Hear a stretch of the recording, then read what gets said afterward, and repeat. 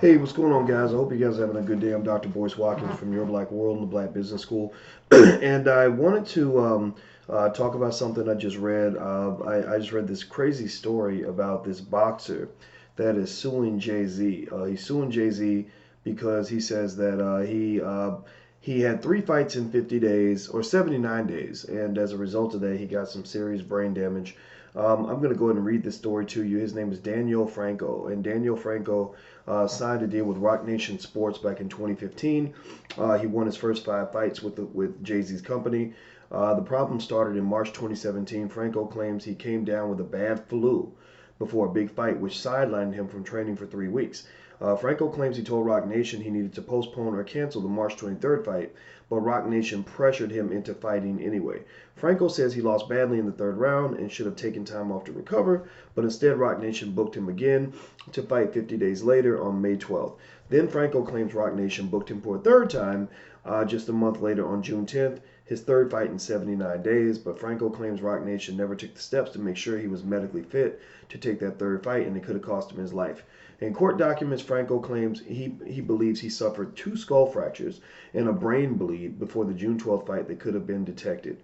So all this could have been detected, at least according to him. Instead, he says he fought on June 10th and lost again, suffering major brain damage in the process. Franco claims he was diagnosed with a brain hemorrhage and went into a coma. Doctors needed to remove a piece of his skull to relieve pressure from the bleed. Now, there's a really sad picture of this man. He has to wear a helmet at all times now as a result of the brain damage. He can't just go out in regular life because if he hits his head, it sounds like he could die.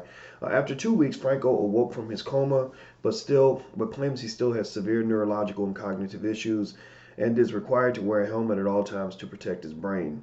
In his suit, Franco says Rock Nation and Jay-Z had a duty to protect him, but instead acted recklessly by scheduling him to fight three times in 79 days without quote-unquote necessary medical testing. He's asking for unspecified damages. We reached out to Rock Nation for no comment, or reached out for Rock Nation, got no comment. Now, this is interesting. First thing, I think one thing I hope is abundantly clear from this, and if you're watching, please hit the thumbs up button and all that good stuff. I meant to tell you guys that. You know, I hope that we can at least agree that boxing is just not a smart sport to get into, and really football isn't that smart. I mean, in terms, I'm not trying to make you feel bad if you love football. A lot of us love watching football, which makes us all a bunch of hypocrites.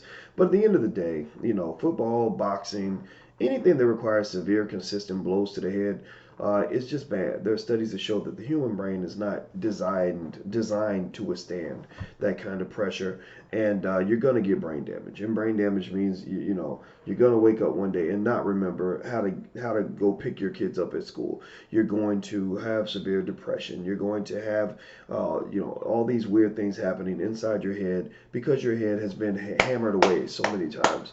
I would almost just highly recommend staying away from those sports that involve repeated hits to the head because your brain is not designed to take that. But then again, though, I'm sure I'm going to piss somebody off for even saying that because we love our sports. We love our boxing, we love our football and all that stuff. But those sports are just not. I mean, you could argue whether or not they're barbaric, but you certainly cannot argue whether or not they cause significant brain damage. In fact, a lot of the athletes, a lot of the football players that you hear about, they get involved in domestic violence issues or whatever.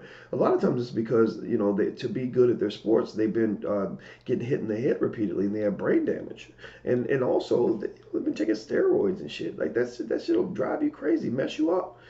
So anyway, the second thing is, I think that with this case, when I saw the picture of the poor guy with the helmet on, I'm just thinking, man, this is sad. Also, there is a responsibility, I would argue, on behalf of Rock Nation to do those medical tests if there were tests that needed to be done and they weren't done. Then that probably would mean that the company should pay something. And that's just in general. You get injured on the job, your company owe something, on your behalf, right? There's something that is owed.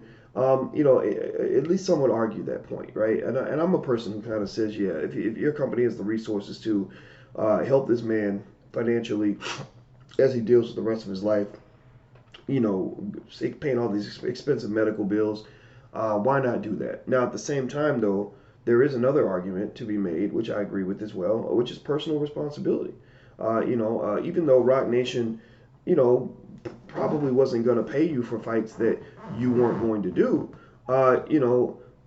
You can't really say that they pressured you into the fight. I mean, that's a tough argument, right? If somebody says, "Hey, there's a job over here. The job involves you running out here and getting eaten by a pack of wolves. I'll pay you $10,000 if you go get eaten by the pack of wolves." And you say, "Well, can I get? But I don't want to go get eaten by a pack of wolves. Can I get the $10,000 and not go out into the pack of wolves?" And they say, "No, but this job is designed for people who want to go out into the pack of wolves. That's why we're paying you the $10,000 is because we know most people don't want to do this job. But if you want to do it, the money's there. If you don't want to do it, then walk away. It's all good." I don't think that this was a slave contract in the sense that, if he decided he wasn't going to fight, somebody's going to show up at his house and force him to fight. I think it was just a situation where they said, "Look, you'll get the money if you fight, take the fight. If you don't take the fight, you won't get the money. It's all good. We'll find somebody else." Right? And so so this pressure, sometimes this thing we call pressure is really not pressure. It's pressure we put, or it's internally generated pressure. It's the pressure because seriously, I mean, maybe Rock Nation would have paid me to go out there in the ring and take blows to the head. I'm not doing it. I'm not doing it. Ain't no pressure. Ain't no issue. Ain't no conflict. I'm just not going to be there that day, And so I think that we got to kind of decide, like, what does it really mean when somebody pressures you to do something? They'll say, "Oh, well, they forced me to do it." Well, did they really force you, or did they say that they're not going to pay you for a job that you did not do? If you don't do the job, you won't get paid. Doesn't mean we're pressuring you. It just means we're going to save the money for somebody who does do the job. We need somebody on this fight docket or whatever. And if you're not there, we're going to have to pay somebody else. So some people will come back and say, "Well, they pressured me because they told me they wouldn't pay me if I didn't do the job." Well, of course they're not going to pay you for not doing the job. And so I think that that's an important conversation because, we live in a society where people want to sue everybody for everything. And there are some situations where we make our personal choices and want to behave as if somebody else is accountable for our personal choices. But we want all the power and all the freedom in the beginning. Like, they try to stop you and they say, "No, we don't want you to fight because, we don't want you to get hurt." And the person says, "No, you have no right to tell me what to do. You have no right. I have freedom. I can do whatever I want." Okay, well, do whatever you want. But remember, with freedom comes responsibility and accountability. You can't have one without the other. So if you want the freedom to do whatever you want, then there is some accountability for the consequences of doing whatever you chose to do. So again, do I sound like schizophrenic in my response to this? Yeah, I do, because I see both sides of that issue. Obviously, once again, I do believe Rock Nation should give this man something toward his medical bills, just out of decency, because this guy's got this freaking helmet on his head, and there was some pressure, I imagine, and maybe there was some tests that should have been run. But at the same time, this idea of people suing for millions of dollars, over stuff that they chose to do, I think that's a little bit strange to me. I think that's just a function of a stupid legal system, honestly. But anyway, I'm gonna get out of here, guys. Don't forget to join our social media platform. We created a Facebook for Black people called blagenough.com. Here's how you spell it. Make sure you join Blag Enough. Also, if you want a free e-copy of my book, It Takes a Village to Raise the Bar, please go to drboycewatkins.net. That's drboycewatkins.net. And also, as your kids get ready for the summer, we have financial workbooks for children that we created that take your children through wealth and investing in money. We cover all grade bands, and they cover. We have books on stocks, investing in general, and money as well. So feel free to check that out. If you're interested in taking a look, go to financialworkbooks.com. That's financialworkbooks.com. Make sure you hit the thumbs up button, share button, and subscribe button. I'll see you guys soon. Take care. Have a good day. Peace.